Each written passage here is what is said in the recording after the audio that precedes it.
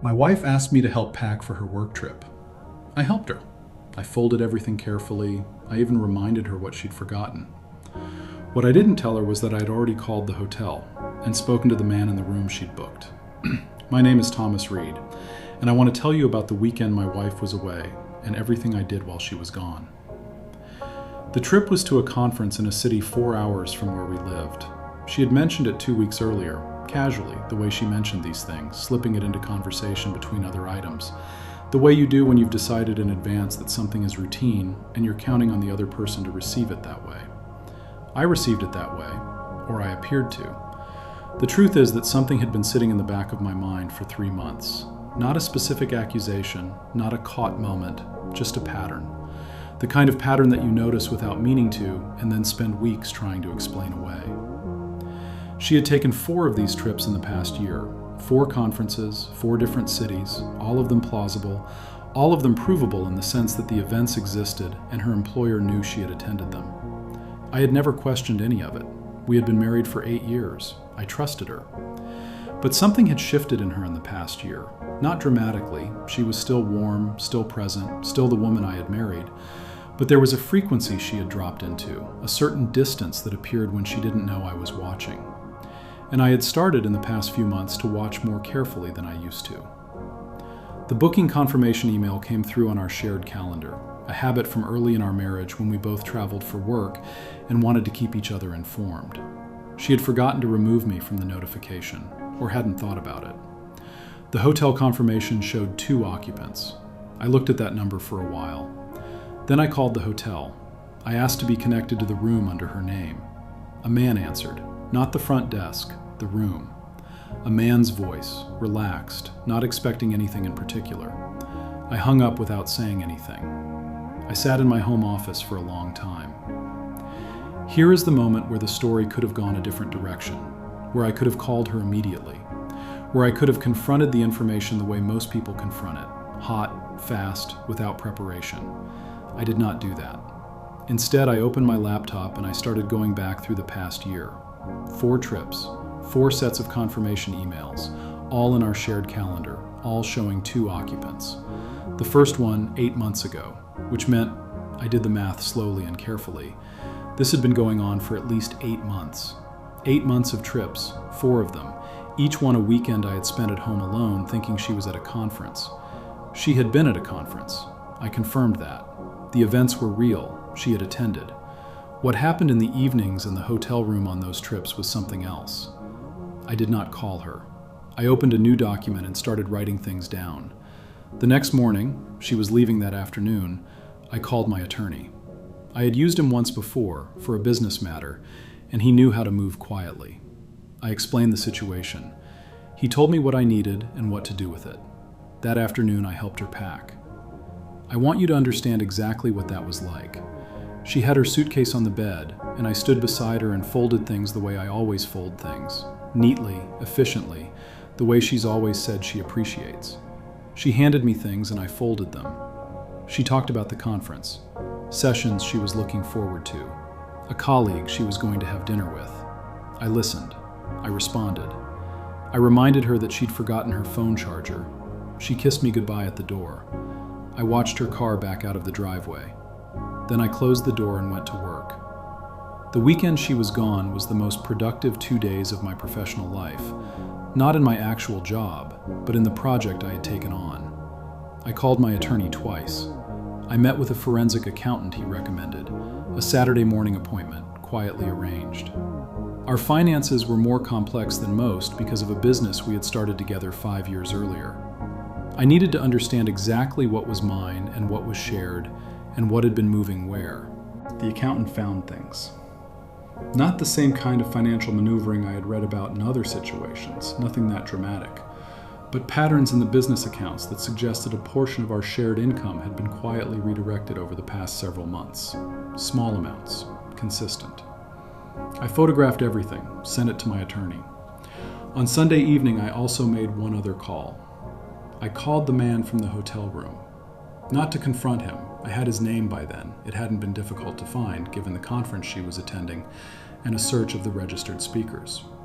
He was a consultant based in another city. Married, I found. 2 children. I called his home number. His wife answered. I told her who I was. I told her why I was calling. I told her the hotel name and the room number and the conference dates going back 8 months. She was quiet for a long time. Then she said, "This is the second time this has happened." I said, "I'm sorry." She said, "So am I." We talked for 20 minutes. By the end of it, she had everything I had. The confirmation emails, the dates, the names. I had everything she had, which was more than I expected because she had been through this before and had learned the first time to keep records. I thanked her. She said, "I hope you come out the other side of this better than I did." I said I hope so too. My wife came home Sunday evening. She was warm when she came in, tired from the drive, happy to be home. She hugged me at the door, asked about my weekend. I told her it had been quiet. We had dinner, talked about the conference. She told me about the sessions she'd attended, the colleagues she'd seen. All of it true, I was certain. The conference had been real, her attendance had been real. The rest of the weekend had simply been something she didn't mention. After dinner, I said, "I need to talk to you about something." She looked at me. Something moved across her face. A small shift, almost imperceptible. The particular awareness of someone who has been waiting somewhere beneath consciousness for a sentence that begins that way. I said, "I called the hotel on Friday. A man answered your room." She went still. I said, "I've spoken to his wife." The color left her face.